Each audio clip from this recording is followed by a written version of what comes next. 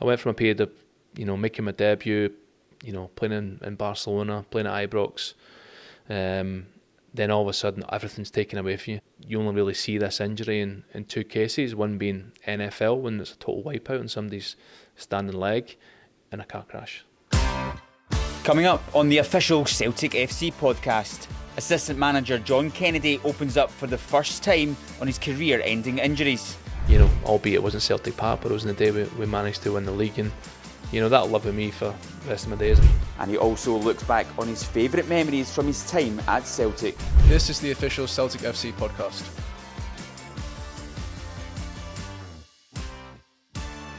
Hi everyone, I'm Ryan Marr and welcome along to the official Celtic FC podcast, the only podcast out there where you can get exclusive content from inside the Celtic changing room, and we're putting that to the test today because we've got none other than Celtic first team coach John Kennedy alongside us as our special guest. John, thank you so much for joining us. How are you? Thank you very much. Yeah, all good, thank you. Very good. Really looking forward to this. Have a chance to talk about how things are going this season and a little bit more about your own playing days of your Celtic career. Just first of all, how's things going for you this season? We're sitting here in the international break, so not got all the boys in at the moment. How are things going? Oh, good. It's been a good week for us in terms of getting some players on the pitch again, getting them training, working on their fitness, and it's also a time that the guys that played a lot of games, we can kind of deload them a little bit, so it gives us a chance to kind of level everything off. The guys need a bit of a rest, we give them that. The guys that need to work, we get plenty of work in this week, and then it's back to business again. It's going to be a busy month through October, November, so looking forward to that. It's been good so far. It's kind of steady progression for us this season in terms of getting everyone back together, getting used to a new manager, working especially for the players, different from myself. I know Brendan really well, so the players have got to know him, and I think game on game you can see the team are improving and the performances are going in the right direction. So it's been steady. Yeah, it's been a very positive start to the season. Now, before we get into things, I know as a coach you always put the players through a warm-up, so I thought I'd put yourself through a warm-up just to get the brain ticking over a little bit. So I've got a little short quiz for you, right, just about some of your playing stuff, just to get things ticking over. So I've got 5 questions. So first of all, according to the internet, it might not be right, but when you signed for Celtic, you signed on the same day as which player? Stephen McManus. It was indeed Stephen McManus, yes. Your debut came in 2000 against Motherwell. Who did you come off the bench for? Is that? I'll give you a clue. It was not a defender. It was someone up the other end of the park. I'll say Mark Burchell. It was not. It was Tommy Johnson. Tommy Johnson. Yes. You scored your first Celtic goal against which side? Dundee, only goal. Yes. And when you came back after your injury in 2007, April 2007, at Rugby Park, came into the starting 11, the game that we won the league. Do you remember what the score was and who the 2 goal scorers were?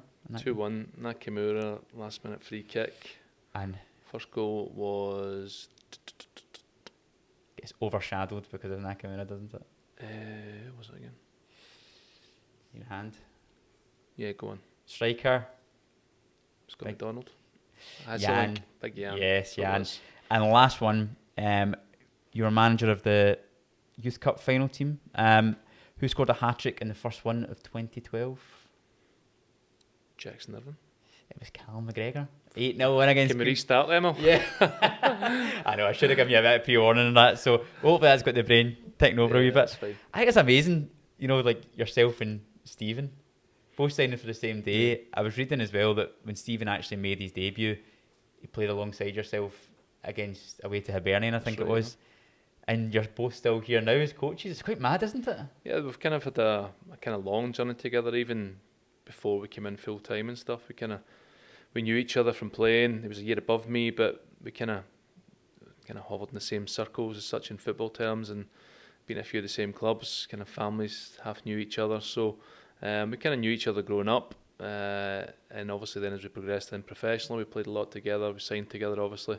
And even to this day, we're still pretty close. So it's been a long journey together. We seem to kind of followed each other in terms of what we've done. And I actually remember, I'm really bad with memories sometimes in terms of remembering my own personal things and games, and even there with the score lines and goal scores. I'm always really bad with that. But I actually remember Stephen making his debut, because we were away to Hibs, Easter Road, and I remember Martin was very much one about in a match day, kind of read the team out and then he'd go away. He would just leave it at that, and then kind of Steve Walford and John Robertson would go around people, and then Martin would, have more of a bigger team talk near the game. So Martin did his usual, and Stephen obviously wasn't really accustomed to it yet. I'd been around a little bit longer and around the first team, and Martin very much would come in, piece of paper, read out the team and walk back out. And he was playing left back that day, Stephen, but he didn't really know till that point. And literally I was sat beside him. I remember him just turning around at me saying, "Where am I playing? What am I doing?" type of thing, because Martin just kind of read the team, and then John and Steve would cover the rest of it. And he still talks about that, actually, just kind of flapping around a little bit, saying, "Am I playing left back? Am I playing centre back? I think you're left back. We'll double check with Steve." And then it just kind of evolved from there. But obviously, him himself, that was the kind of springboard for him in terms of then progressing and, the fantastic career here, and obviously not only captain the side and through very successful periods as well. So he's had a great career himself. He's a very humble guy, a guy I got on with very well, and obviously still working here and doing a good job with the kids. Yeah, and then touching on that Youth Cup final where Callum McGregor scored a hat-trick against Queen of the South, and now of course you're here as first team coach, he's captain as well. You've been in a bit of a journey with Callum also through that youth system. Did you always know back then that he was probably going to make it? Yeah, it's one of those where you're those players who you kind of know they've got a good chance, just with a general attitude, how they apply themselves, general quality, and Callum was one. I think he was towards the tail end of the youth side as I kind of took over them, the under 18s, 19s at the time. He was a very kind of special player. He was one who very mature for his age, very humble, very quiet guy, but whether he trained, played, he was always the same level of performance in terms of his attitude. Application was always 100%. He would take everything on board, and was very driven to be successful, but in a very kind of quiet and humble way. And again, his path was different. He had to go out on loan. I remember the time it was when Neil was the manager, and Callum was getting to a point, around the reserve team, where he was kind of outgrown it a little bit. He would need the next challenge. There wasn't quite an opening in the first team squad at the time, but you just knew the way Callum was and his way his progression was going, that he had to go out and play first team football somewhere. And obviously Notts County was an opportunity for him. I went in myself and Stevie Frail at the time, kept eyes on him. We went down and watched a few of his games. I remember actually going to watch him in the Cup at Anfield against Liverpool as well. Both of us went down and watched that. So it was great to see him progress. He scored a lot of goals in that first half of the season. There was a player there, Mark Fotheringham, who I kind of grew up here playing with, and at Norwich I played with. And I remember speaking to him about him, just telling how's he getting on behind the scenes. And he was like, he's an unbelievable kid. He absolutely loved him. I think to this day he still speaks very highly of him, and when he gets a chance to. And then just the feedback, in terms of coming back here, it was very much, do we bring him back in January? Neil was still had a settled team. They were doing well at the time. And it was a case of probably best for him to stay and just keep playing. But then obviously the change came the following summer, and Ronnie came in, and at that point it was a discussion around, where's he at? And I said, look, we have to bring him in and give him an opportunity to be in the first team and see what he can do. And he's never looked back since. I remember him, through that pre-season, doing really well. Obviously the European stuff came around very quickly. I think he scored in one of the first games. And that just again kick-started him, and you look where he's at now. But it's all of his own making, in terms of what he's achieved so far is down to how he is as a person, how he applies himself, and he's certainly evolved into a terrific leader for the team. He most certainly has. John, before we get into looking back in your Celtic career, I'm just looking for a little bit more insight into how things are at the moment. We touched on it at the start of the podcast. Brendan Rodgers coming back in as manager during the summer. Someone that as you said, extremely well from the first time around. So how have things been since he's come into the club? Because I think we've started to see, particularly in recent weeks, the performance levels go up a gear, and you're starting to see some of the new players, or even players like Liam Scales, who's done terrifically well so far this season, really starting to understand things a little bit more. Yeah, I think that's always the case. When there's change, there's always a period of kind of transition with that. And for the players, they've done terrific for 2 seasons. It's much the same squad, and then we've obviously added to that, lost a couple. But again, the manager's changed. There's a different kind of voice there. some different demands in terms of certain things you look at. So naturally there's a period of transition there where players are trying to kind of take the message on board, trying to work on it in training, and things just take time sometimes. I think early on, there was a couple of ones there, especially in the Cup, was disappointing, but you could just see in that period the team weren't quite settled. There was a few injuries at the time, which didn't help things. But I think, as weeks have gone on and we've had more time on the pitch, the manager's got to know the players better, the players have got to know the manager better. Things have just kind of settled down gradually. And with that, then the players are building in confidence all the time. And I think you can see that, especially in the last performance against, Kilmarnock. We could have scored another 2 or 3 goals there quite comfortably. And, periods in the game we were really dominant, created lots of good chances. And we're only going to get stronger. That's the most important thing. So it's early stages in terms of where, probably the manager wants them to be at. But certainly things are moving in the right direction. And as you said, week on week things are getting improving and getting better on the pitch. Yeah, it's all very exciting, and tough game coming up away to Hearts at Tynecastle after the international break, and then it's away to Birmingham, but very exciting start to the season anyway, John. Let's get into your Celtic career, John, but just before that, I want to get a little bit more about your own Celtic memories. What team would you have grown up watching as a young Celtic fan? I was pretty much Paul McStay's team. Yeah. That was a team in terms of, he was my kind of probably idol growing up. The main guy, he was Mr. Celtic. So grew up kind of following that team. A team who probably played a lot of good football, didn't win a huge amount through that period, but it was your team. It was the team you followed. Then kind of latterly when I had the kind of teenage years, that was in kind of just before I came in. You had Henrik and these guys all coming in. It was a kind of influx of a few foreign ones like Van Hooijdonk and Cadet and Di Canio. So it was exciting times around there. Some terrific players came in, and then it was funny because then when you kind of start to get close to being a professional yourself, a lot of these guys who you've sat in the stands, or we used to ball boy a lot as well from the academy. We used to cover the games as ball boys, so we used to do that a lot.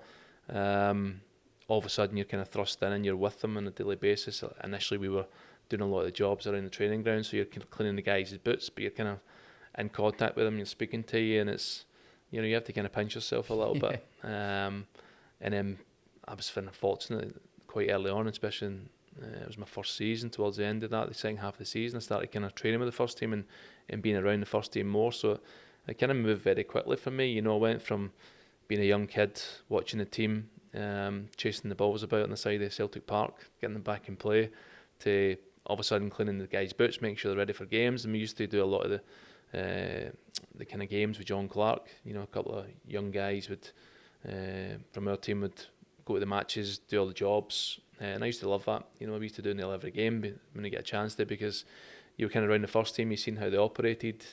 It was kind of first team vibe and atmosphere was really exciting, and you seen how the manager spoke and how the players reacted and how they kind of worked with each other.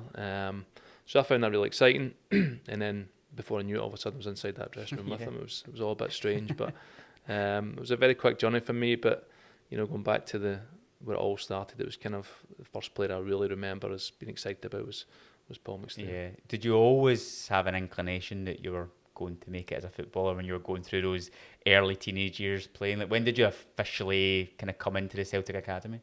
I think it was about 12, about 11 or 12. We came in and we would train, a couple of times a week. At that point, you were never restricted to, just be with one club. You didn't have to sign up. You could, but a lot of guys around my era kind of would. You could be training with 2, 3, 4 different teams if you really wanted to. You would play with your boys' club at times. You'd be your school team still. We'd Easter breaks and summer holidays and things where we would, me and my family maybe travelling to Arsenal and be down there for a week's training.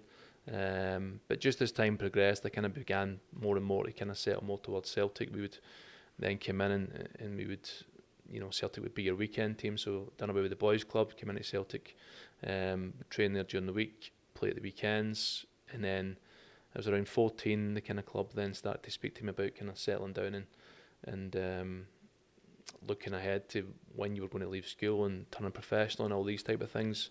It's not something we jumped into straight away. It was exciting, but I think at the time my parents and stuff wanted to just kind of, not rush things. And when we were younger, we played a lot of football. That was the thing. It was like non-stop. You would you'd play on a Saturday with Celtic, you'd be, with someone else on the Sunday, and Monday night you'd be training somewhere, Tuesday, Wednesday, it was non-stop, but it was just what you done, and you loved it. But gradually as you get older, you have to kind of, start deciding where your future lies, and it was always difficult for me to look anywhere else other than Celtic. I had different options and offers, but ultimately it came down to a period. I think it was 14 and a half at the time. We were my dad had been speaking with Celtic, and Celtic were offering me a contract to leave school at 16.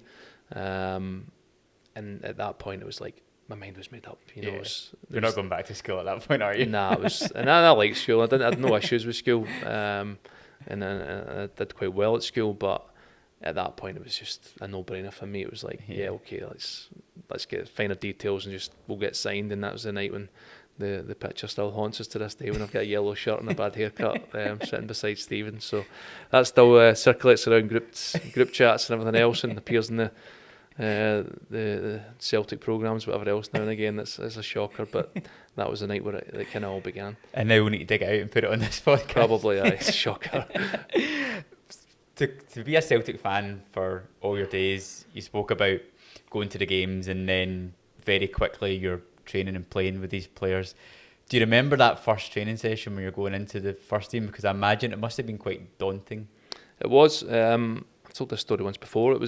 We actually played a reserve game on I think it was a Monday evening, and then the Tuesday morning we came in. And the following morning we came in for a recovery session, so it was with the reserves. So it was kind of fun with me. My first year was a bit strange in terms of you came in at 16, you kind of tended at that point you were under 16, you played, at the weekend, and you had the second year pros who were your under 18 team, and then you had a reserve team who were all the kind of older guys in their early 20s and stuff. And the way it kind of started for me was I think round early in the year, maybe around about pre-Christmas, November time, I can't remember exactly when, but it was kind of midway through that season. I hadn't played an awful lot for the youths and stuff. Again, a lot of our guys who come in first time, you kind of felt your way in and you played most of your games with your under 16 team.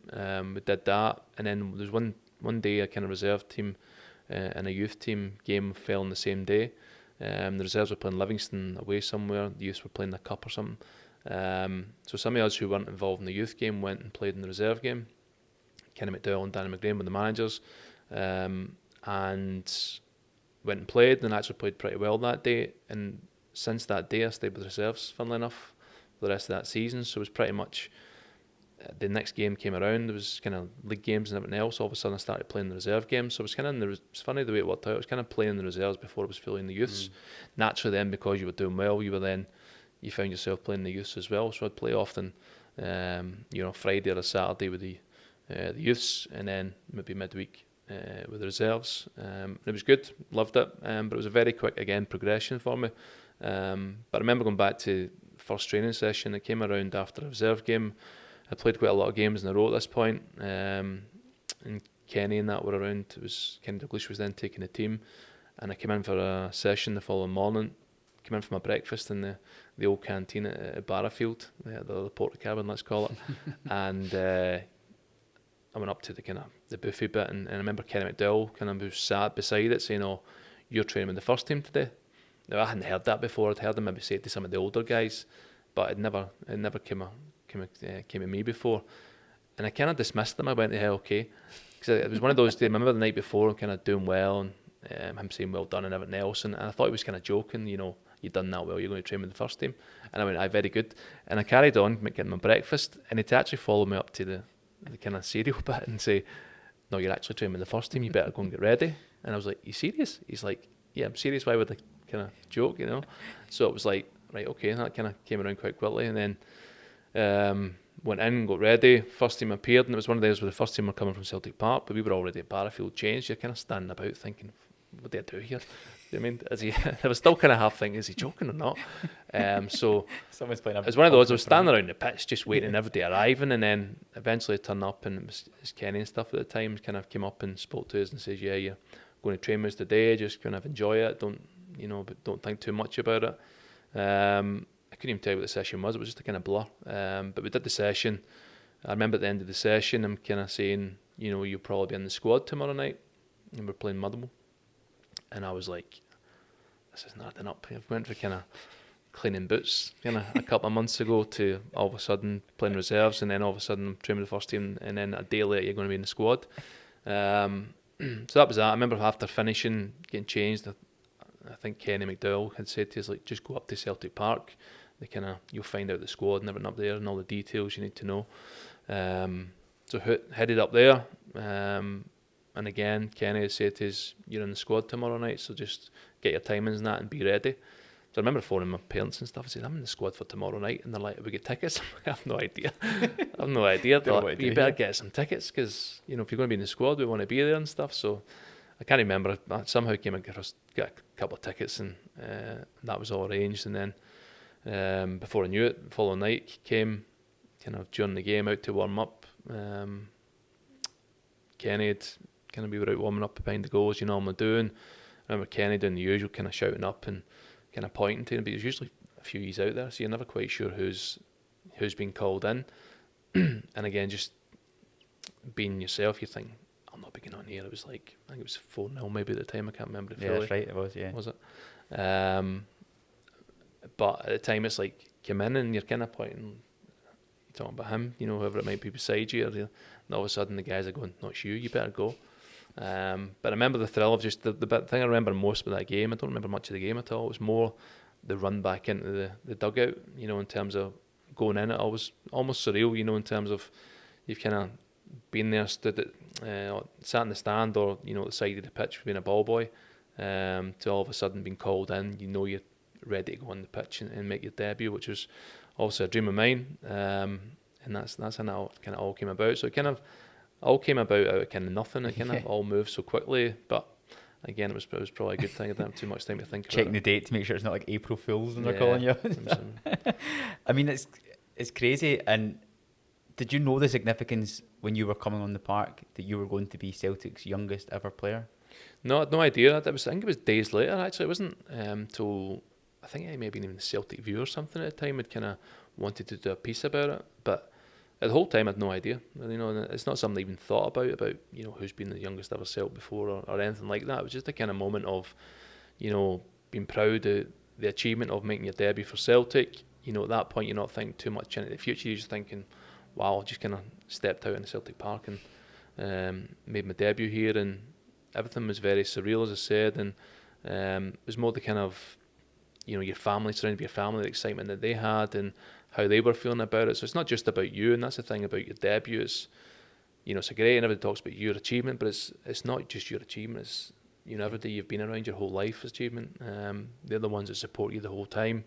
They kind of get you to that point where you're able to go out there and step out in front of 60,000 fans at Celtic Park. It doesn't happen just because you're a good footballer. It happens because of, you've got talent obviously, but it happens because of the people who support you to get you there. So it's as much a proud moment for them as you. And I think Mum still speaks about it this day in terms of sitting there in tears as I was kind of coming on the pitch. So that's as special as them on the pitch, knowing that you've made them proud. That's incredible.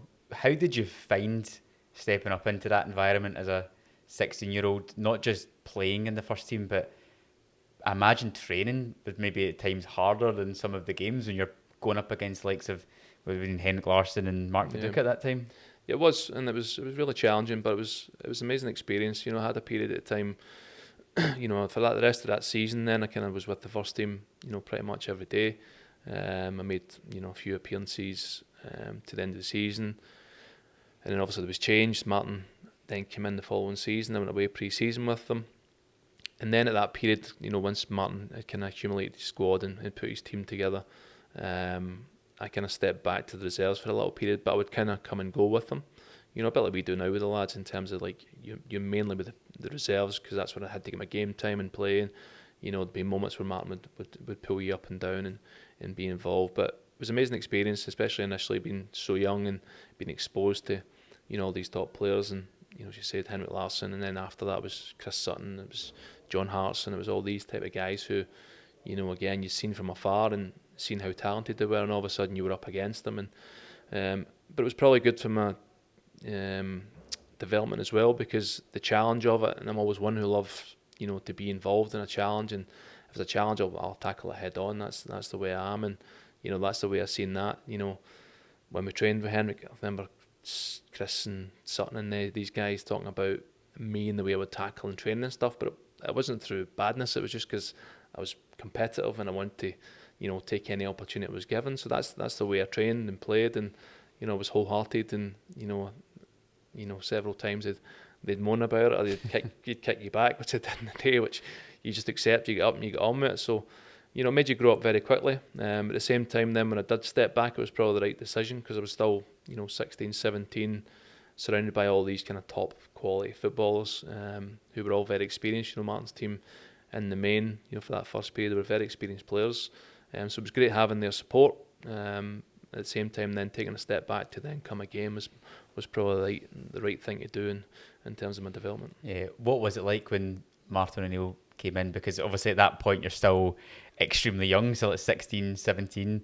And as you mentioned, that team that he assembled were a team of winners, a team full of international quality. They seemed like a really difficult team as well. If you had a midfield of Paul Lambert, Neil Lennon, Stelian Petrov, the defence was rock solid, the strikers and Chris Sutton, John Hartson, and Henrik Larsson, all guys that were so aggressive and desperate to win.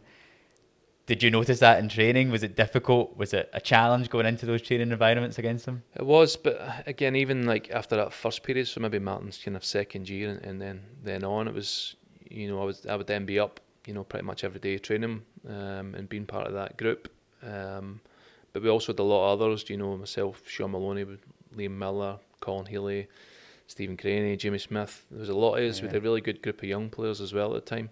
And we were all very similar in a way. We were kind of a kind of group who wouldn't shy away from too much. So we used to play young v old, match day -1 a lot under Martin, and Martin would be the referee. But some of the games were ridiculous, looking back in terms of they were just so competitive. But it was like you had all these kind of proven kind of winners, first team guys with big personalities, big egos, and then you had all these kind of young ones who just had no fear and just wanted to basically smash into every opportunity you could get, because you had the point to prove. So they were really feisty sometimes and really competitive. But again, it was brilliant, being part of it. And you could just see, especially with these guys, because they had levels, especially the guys like Henrik and Neil Lennon and Chris and Petrov and all these guys, although Petrov's in the young team.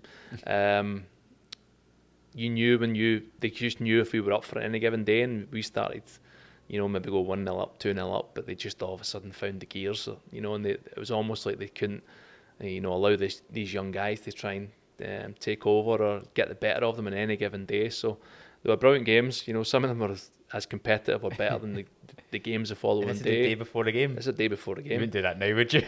No, you wouldn't. But it was, honest to God, it was like, some days you think, guys need to start putting shin guards on here, because it was tackles flying in everywhere. But it was brilliant. It was a great experience. And again, it created a real good kind of environment, because it was very competitive. Everybody was pushing each other. The young guys had all these top players to try and learn off and pick things off. And at the same time, the older guys knew that we were kind of sniffing around, their heels, trying to get any opportunity we could. So it was great. Loved every minute of it. And as much as things have changed and, the way environments are nowadays have changed and everything else, it was a certain environment you had to, fight for yourself and make sure you stood up and be counted. Did you ever feel the wrath of one of the first team players if you put in a challenge late or anything? Oh, aye. Yeah. A lot of them. But it didn't bother me, stuff like that. It was just like, if I made a bad tackle, I'd apologise and that. A lot of time they didn't accept the apology and wanted to shout at you, and I'd just be like, fine. They kick you back, you get up and get on with it. But I enjoyed that side of the game. Being competitive, I wasn't the type who would shy away from that part of it. I've been on the end of a Sutton elbow or a Henrik tackle as well, but that's all part of the fun. Was Henrik quite feisty on training grounds? He was good. Henrik was good. Once or twice we've had moments, but it's just naturally really, you're playing up against each other, you have little moments. But he was really good. He was a very good trainer in terms of his quality. It was unbelievable. The quality that he could produce in certain moments, his intelligence, even playing against him, the positions he would take up, you didn't know where he was half the time. And then all of a sudden he would appear and he'd get in the score, and you'd like, where'd they come from there? So all that, and kind of learning, how top forwards positioned themselves and how they played the game. You had to learn quickly on that side of it. But as all top players do, they have a real competitive, edge to them. And Henry was no different to that. But that whole team had it. I must admit that whole team were, a strong group of characters. Do you ever remember? I just love Henrik Larsson's stories because he's childhood hero. But do you ever remember like a moment in a training session or in a game where you're just like aghast at what he's managed to do and just to pull something out of nowhere? Yeah, he was one of those where, especially if you played against him, there'd be 1 minute you think I've got this here, and then all of a sudden, a second later, he'd like 5 yards of space and he's getting his shot off. He was just really clever in terms of, because he wasn't overly quick. Mm-hmm. He wasn't a player who would run away from you, but he just knew when to move, where to kind of feint and move the ball to all of a sudden get space. Because literally he'd take a touch and you think, right, I'm going to get this here. I just need to take one more step and I'm going to make my tackle. But before you knew it, he kind of shifted the ball away from you. And all of a sudden he had his angle to shoot and you thought, I can't even get this block in now. There's just so many moments like that. And then over time, you kind of try and figure him out and you try different things. But then he would change what he was doing. He would almost, from 1 minute, taking it on his back foot away from you, do you think, right, I'm going to take a step back here. And the minute he took a step back, he would then chop it back across himself and shoot with his other foot. And it was good, in terms of that was a great learning experience, being so young up against such a quality player. But there was several moments that, even the first team guys you could see would almost be applauding some of the things he would do in training. And again, I think the fans appreciated that and seeing that over time that, he was never a flash player. He wasn't one who'd be all tricks and all flicks and everything else. He was just so productive in what he did. Absolute ruthless goal scorer. Great team player, worked really hard, and had a real knack of, coming up with big goals and big moments. So your real breakthrough season, would it be right, is 2003, 2004, where you started to play a lot more games. So were you involved at all in the UEFA Cup run the previous season? So I was in the kind of squad. I kind of played early on in the rounds. I can't remember who we played, but it was one of the early rounds. I kind of played something like that. Yeah. You know more than me about my career. So played in them and I'd been around the first team that whole kind of year.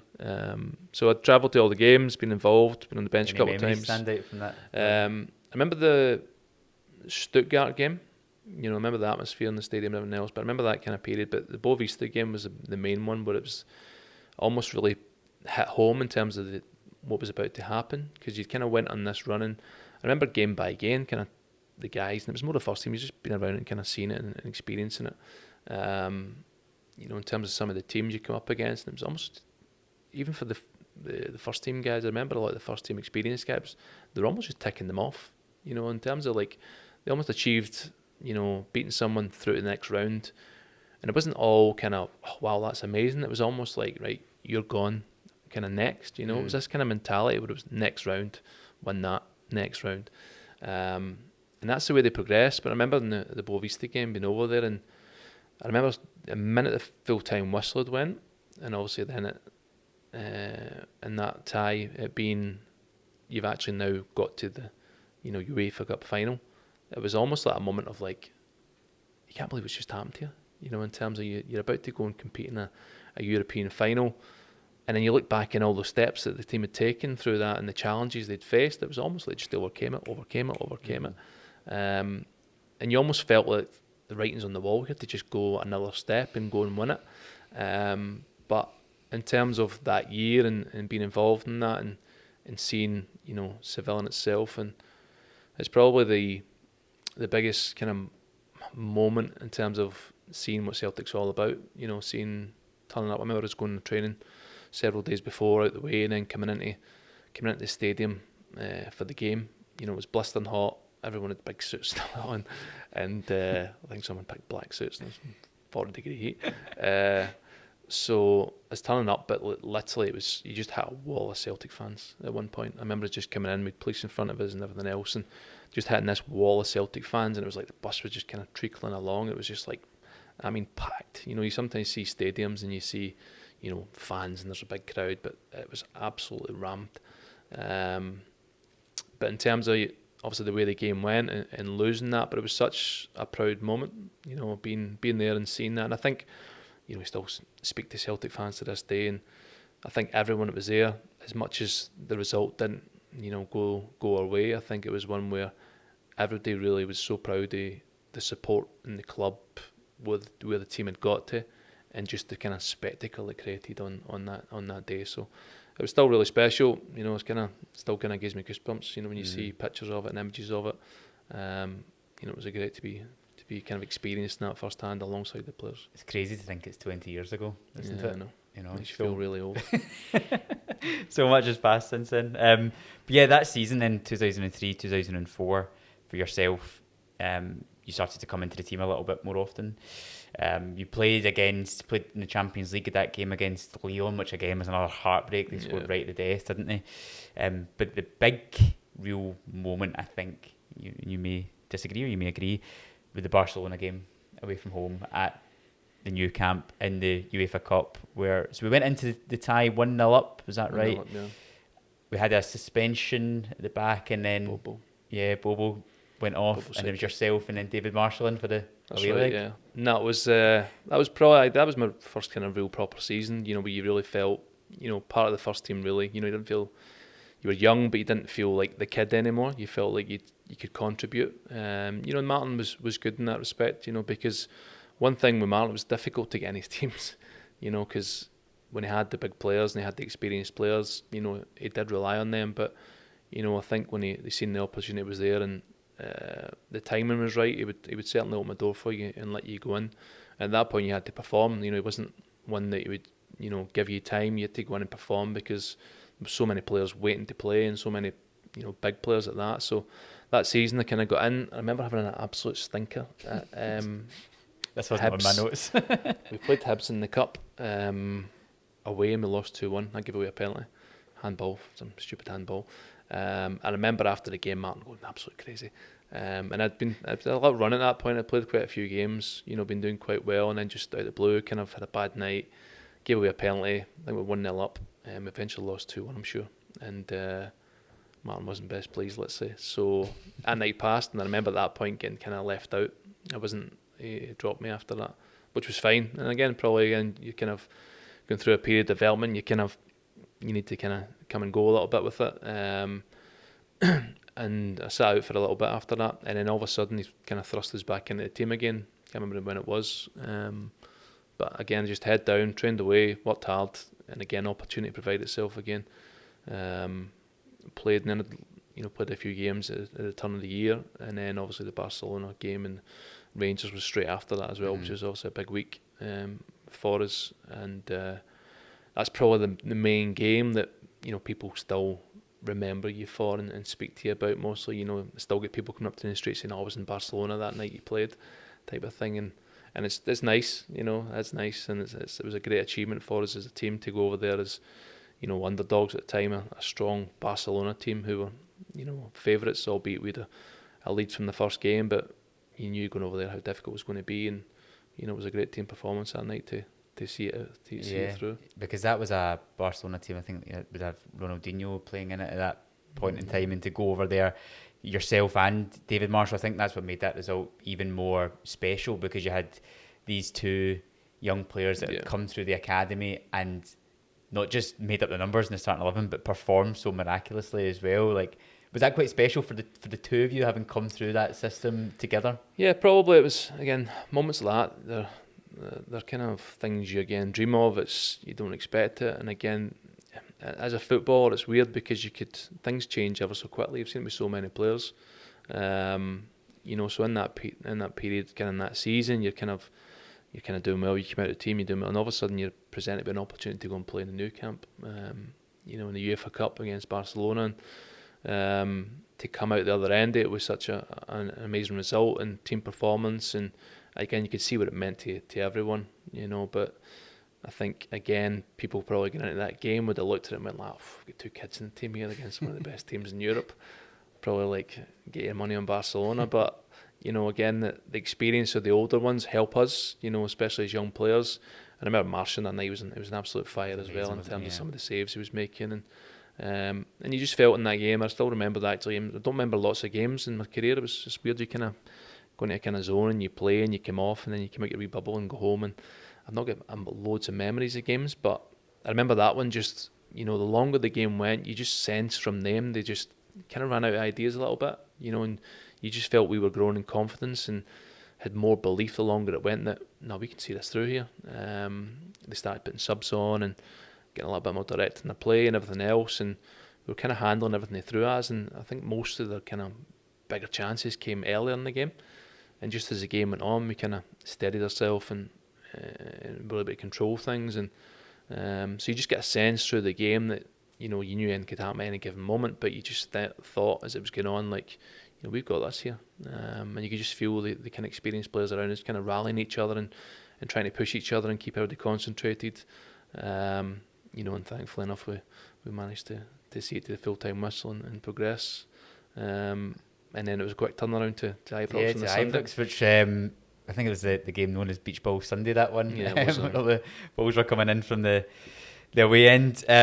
We beat Rangers 2-1 at Ibrox in that game. It was Henrik's last game at Ibrox and he scored in it as well. I think Alan Thompson also scored as well. Again, because you were still, what was it, 20? 20 at the time. Yeah, 20 at the time. Were you still a bit kind of wet behind the ears at that point and just taking everything in as it was happening?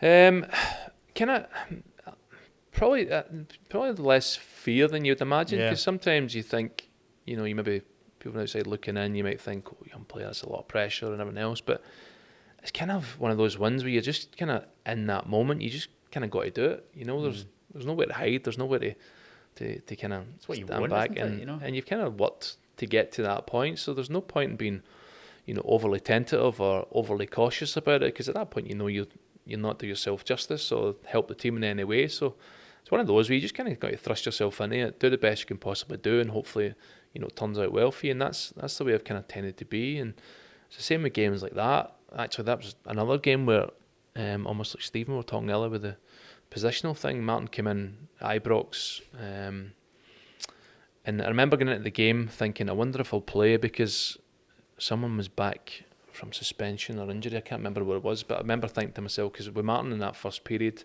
when I was younger, he would sometimes play me at right back. And Martin was very like that. He would just kind of fit people in a position, go and play. You know, if you can play in a number of positions, it's no problem. So I remember a lot of times with Martin playing right back at times, and it was fine. We played there, even though it was a natural centre back. So I remember going into the game thinking, if I'm not right back today, I don't think I'll play. I remember the team get read out and the first couple of names came, and it wasn't my own. So Martin came in, does his usual kind of Marshall, maybe been a gap that day, Varga, Baldy, whatever. And I remember thinking at that point, I'm on the bench. And the next thing he said, kind of Kennedy, you know, and then it was like Thompson, Lennon, whatever it also might have been, got to the end. And I actually sat and I think, where am I playing? I genuinely didn't know where I was going to play. And I remember saying to Steve Walford at the time, I'm like, Steve, where am I playing? Like, because I'm sure Didi was at right back, if I remember rightly. And the centre backs, he's like, you're playing left back. And I was like, I've not played left back before. He's like, don't worry about it, you can play anywhere. And that's what they were like. They were very much like, don't stress, you're a good player, just play, don't stress. So that was my first ever game playing left back. And it was at Ibrox, so even in that in itself, looking back, I'm thinking, probably, but if you were a bit older, you probably overthink that, and you'd be thinking, no, I've played left back before, what if I'm on this side? And it was again one of those moments where you just go, get changed, go out, warm up, and before you know it, the game starts and you're away. And again, having the experienced players around you always helps you in these moments. You know, I remember, also, I think Alan Thompson was playing in front of us, and you know, the guys around the rest of the team, it was a very experienced team, so they kind of would help you through it, and you just had to play. And that was one of those things, as kids have said, you just get thrust in it, go and play, deal with it. You know, Martin would give you a bit of guidance, you know, before the game and at half time, as did the other coaches, and then just go and perform. But always give you a kind of comfort knowing that you had guys like Henrik and Tomo and Neil Lennon, Bobo Baldi, all these guys you were surrounded by were really experienced guys, and they would kind of take a real load off any of the young ones. You never felt at any point under real pressure, because they would almost just stand up and buffer it a little bit. So it was a great experience. It was an unbelievable week in terms of, you know, how things can change for you. And then obviously then after the game, we came into the dressing room, Martin appeared and was basically said, you've just been called up for the Scotland squad, so congratulations type of thing. So it was an amazing few days. Yeah. That's the Scotland call-up is a moment though where everything does change for yourself. Playing against Romania on your debut, and you sustain an injury which keeps you out for the next 3 years. How difficult a moment was that for you, particularly given the way that your career had been moving in the weeks and the months prior to that? Yeah, it was a tough one. I still remember it very clearly in terms of the game itself. So even in the game itself, I ended up playing on the left side again. I think it was because Bertie Vogts had been at the game and seen me playing there, obviously in the weekend against Rangers, and the way the game started, I ended up playing on the left side.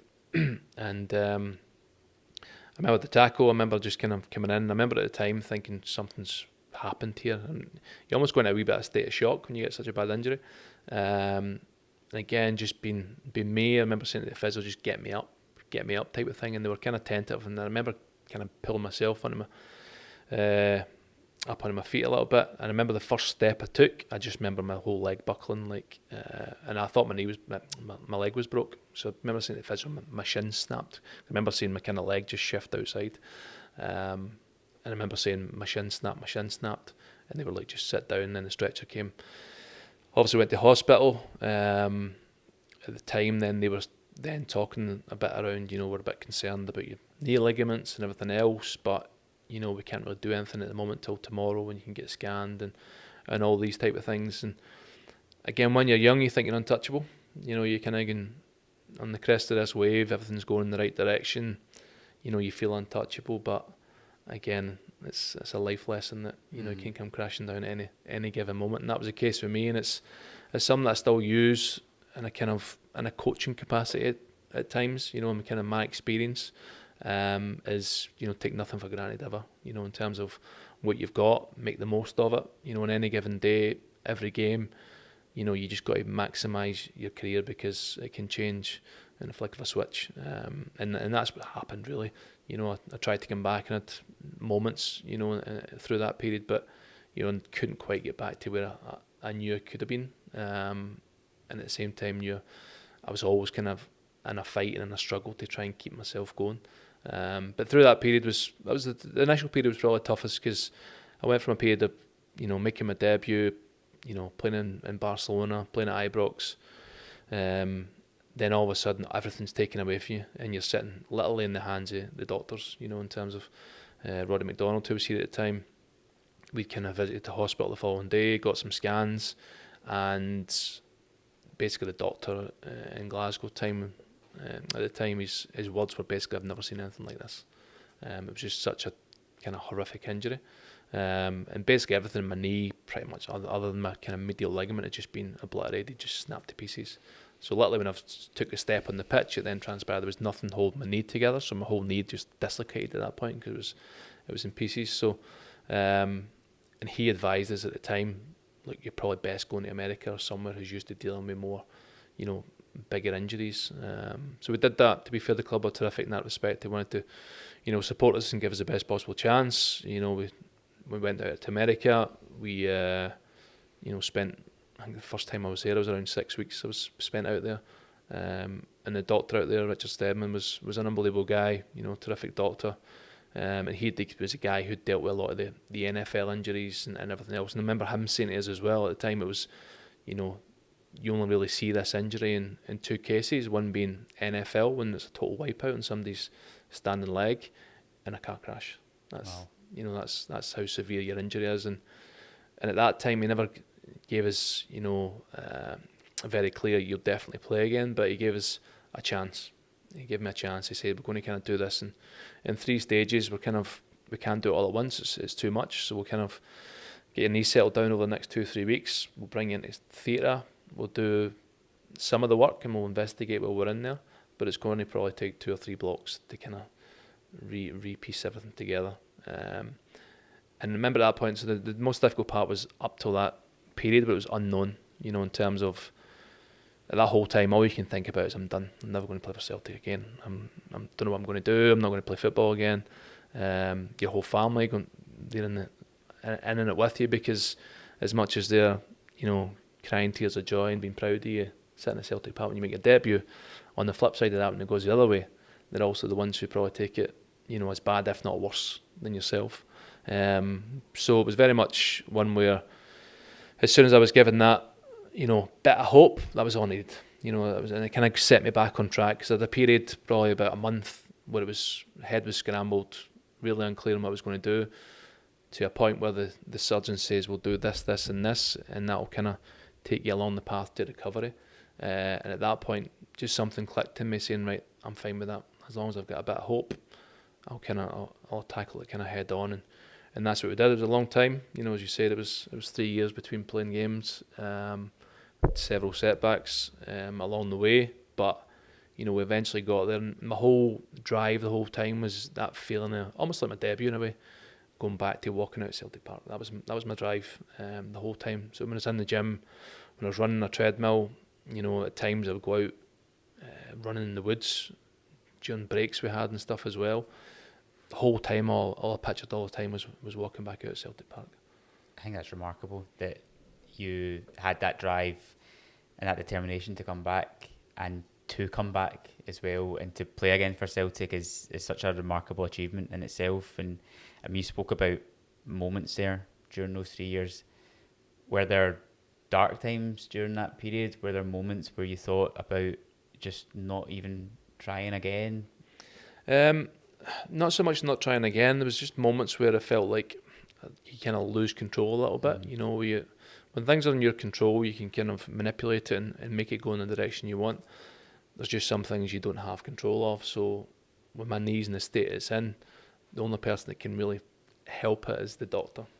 I can do all the rehab and I can do all the exercise he wants, but if he goes in on any given surgery and comes out and says, I can't fix this, there's literally nothing I can do. So each time that happened, in terms of, he's a very, very positive guy, always seen he was a kind of glass half full type of guy who would see the positive in it.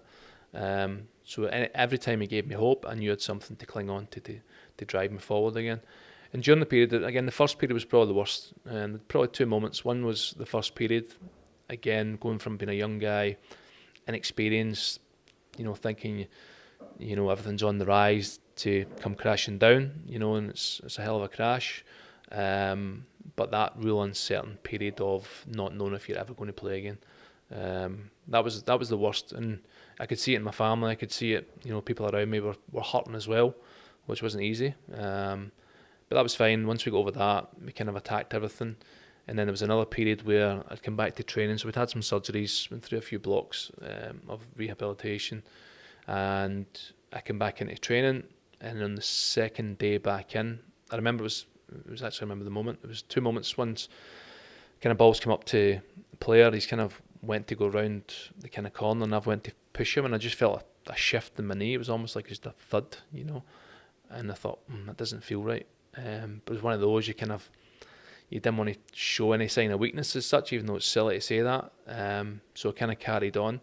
I remember that exercise was a possession. We finished very quickly and went into games straight after it. And I was actually playing against Chris Sutton at the time. And I remember the same thing happened where he just kind of moved off to the side. And as he moved off to the side, I went to push and I literally just collapsed on the ground. And it wasn't painful. It was just obviously my part of my knee just giving way again. And this was 2 days into my kind of return to training. And there was no pain in that, so I literally stepped back up. And I remember walking straight off the pitch to Roddy, who was the doc at the time, and just went my knees away. He's like, what? I says, my knees just went. I says, that's shifted on me twice, and the second time it's just folded under me. And he's like, right, okay. So again, it was more trips to America. It was more rehab. Again, I was given more hope. The second time going back, this next part of it was probably the toughest, because at that point the doctor was saying, like, what we've done so far isn't working. It's not going to work because where all the damage is, it's on the outside of your leg. Naturally, male athletes are kind of slightly bow-legged. A lot of stress is going on that side. Nothing's, holding and healing the way it should. But again, he had another solution. We're going to kind of reconstruct your leg. What do you mean reconstruct my leg? We're basically going to straighten your whole leg. We're going to break your shin. We're going to realign your leg. We're going to reconstruct your ligaments. And this is the best way to do it. And it seemed an awful lot, and it is an awful lot. But again, it was just a case of, right, do it. Just do it. And it gives me, again, there's a moment of hope there. Yeah. and that's all I needed. So that was probably the toughest period, because you'd went through a long period of surgeries and rehabs. You lasted 2 days, and all of a sudden it was gone. And every moment of setback, it just the hope was diminishing a little bit, and I knew the more setbacks I'd get, the less likelihood it was I was going to come back. But anyway, it worked out. We got back, and the kind of comeback game was that game at Rugby Park, which we won the league. So Yeah. it's a bit of a story in itself. I know out of that darkness comes that moment of light where you get put back into the starting 11 for the very first time, your first appearance in 3 years, and what an occasion to make that appearance. We win the league at Rugby Park with a last minute free kick from Nakamura. For yourself, there must have been, as much of the team collective, there must have been so much personal emotion for you in that match.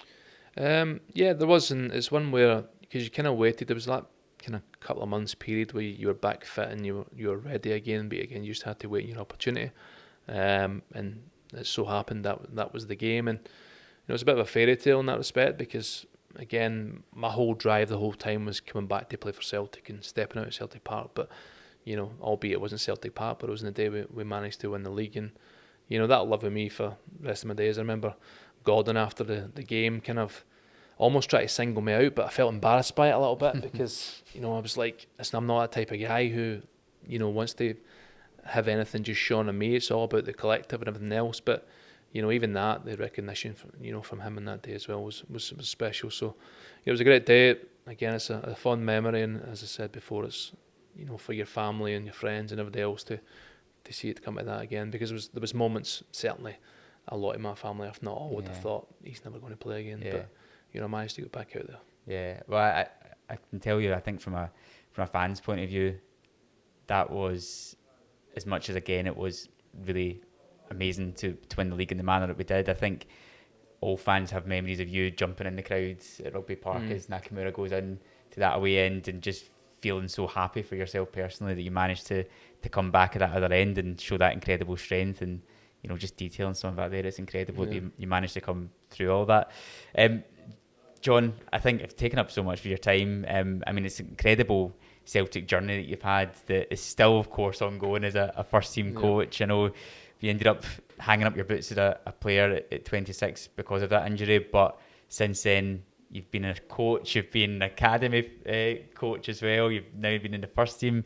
It's just an incredible journey. Celtic, I know, has held such a place in your heart since you're a youngster, but to think of the journey that you've been on with this club, it must just feel so special. It is special, and it's one of those where, and I never took it for granted, because people think you're kind of here a long time, but I literally make sure I maximise, and anything I do, it's a bit like, as I said there, I was a player, and I maximised every moment of trying to come back from injury. And I was always happy like when I retired and stopped, because I knew I hadn't skipped anything, I hadn't taken any shortcuts. I'd give my absolute all to come back and try and do it. It never worked out, but at that point I'm quite happy to part that and say there's nothing I can do. I've did everything within my control, and it's the same with the job I do now and the way I have done in the past. It's I'm in a very great position here to work with some fantastic people at an amazing place, amazing club. Get to work with fantastic players, and I maximise every moment of that, and that's the way I'll always be to the day I step back out of it. Well, John, thank you so much for joining us in the official Celtic FC podcast. It's been a pleasure to talk to you. Pleasure. Thank you very much.